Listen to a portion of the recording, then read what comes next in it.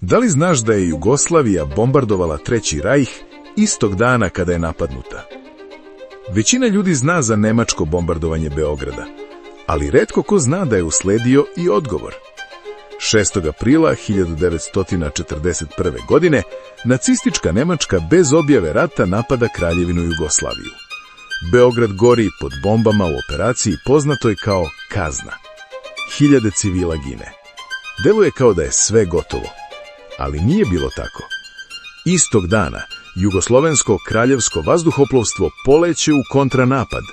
Meta nisu bili civili, već vojni i industrijski ciljevi unutar Trećeg rajha. Bombardovani su objekti u Grazu, tada delu rajha nakon Anšlusa Austrije. To nije promenilo tok rata, ali jeste pokazalo da otpor postoji.